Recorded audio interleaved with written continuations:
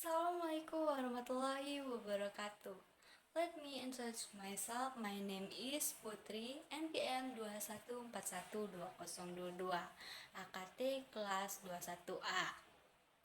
Here I will explain a little about the basic concept, meaning, and models of leadership. Firstly, what is the definition of leadership? Yang pertama, kemampuan untuk mempengaruhi orang lain agar mau bekerja sama dengan mencapai tujuan bersama. Yang kedua, suatu proses yang melibatkan pemimpin dan pengikutnya. Yang ketiga, pemimpin adalah suatu individu yang memiliki visi dan mampu menginspirasi orang lain untuk mengikutinya. Yang terakhir, pengikut suatu individu yang mendukung dan membantu pemimpin untuk mencapai tujuan tertentu. Leadership involves various basic concepts that are important to understand, like yang pertama, visi and misi.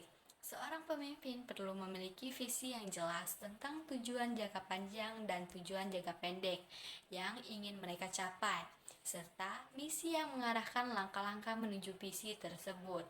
Yang kedua, situational leadership. Konsep ini menyatakan bahwa gaya kepemimpinan yang efektif dan bervariasi tergantung pada situasi yang dihadapi. Pemimpin harus mampu menyesuaikan gaya kepemimpinannya sesuai dengan kebutuhan dan dinamika situasi. Yang ketiga, empati. Kemampuan untuk memahami dan merasakan perasaan, kebutuhan, dan perspektif orang lain yang sangat penting dalam kepemimpinan yang efektif. Dengan memiliki empati, seorang pemimpin dapat membangun hubungan yang kuat dengan timnya. Yang keempat, communication skill. Kepemimpinan yang efektif memerlukan keterampilan komunikasi yang baik. Seorang pemimpin harus mampu mengkomunikasikan visi, instruksi, dan umpan balik dengan jelas dan efektif kepada timnya. Yang kelima, kepercayaan. Ini adalah fondasi utama dalam menghubungkan antara pemimpin dan anggota timnya. Seorang pemimpin harus dapat membangun dan memelihara kepercayaan dengan cara menjadi konsisten, adil, dan jujur. Dan yang keenam, inspiration. Pemimpin yang efektif mampu menginspirasi orang lain untuk mencapai potensi terbaik mereka. Mereka memotivasi dan mendorong timnya mereka dengan mengkomunikasikan visi yang kuat dan memberikan contoh yang menginspirasi. Dan yang ketujuh, decision making. Seorang pemimpin harus mampu mengambil keputusan yang tepat dalam situasi yang kompleks dan tidak pasti. Ini melibatkan kemampuan untuk menganalisis informasi dengan cepat dan cermat, mempertimbangkan berbagai faktor dan mengambil tindakan yang tepat. Dan yang kedelapan, delegation.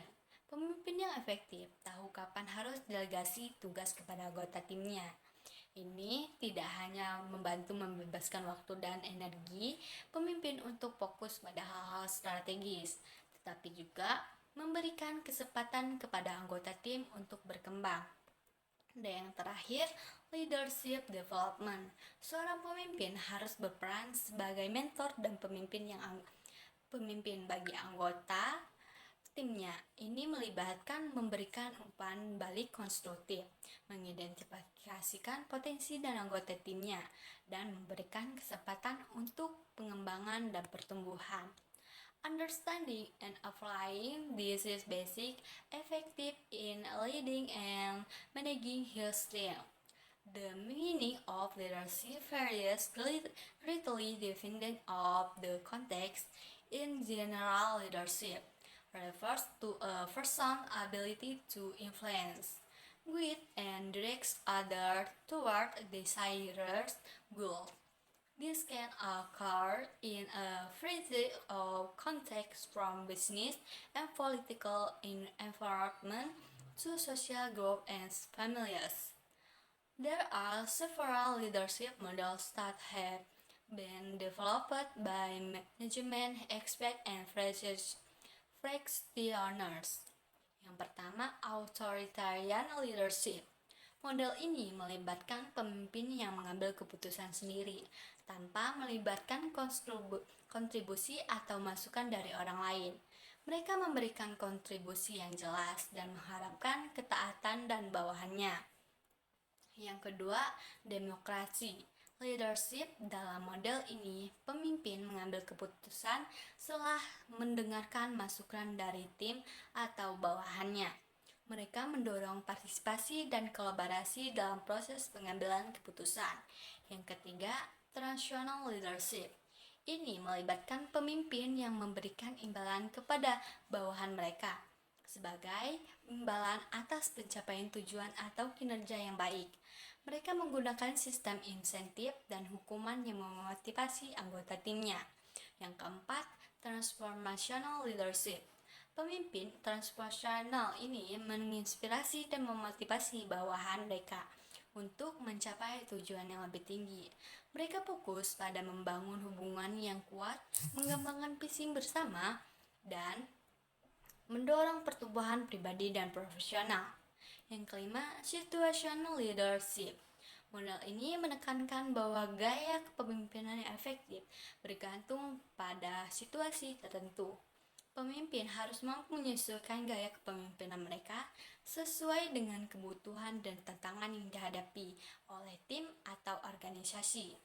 Each model has its own strengths and weakness, and no one model can be considered the best in all situations. Effective leadership after involves a combination of different leadership styles depending on the context and specific needs. A leader can be considered successful if they are able to influence, motivated, and lead a team effectively toward achieving common goals. Good leadership is reflects in the ability to articulate vision development and team members and achieve significant results. Consulting about a leader depend on their ability to inspire, provide clear direction, and produce and positive impact in the organization of communication they lead. That's all I can fix. Thank you. Wassalamualaikum warahmatullahi wabarakatuh.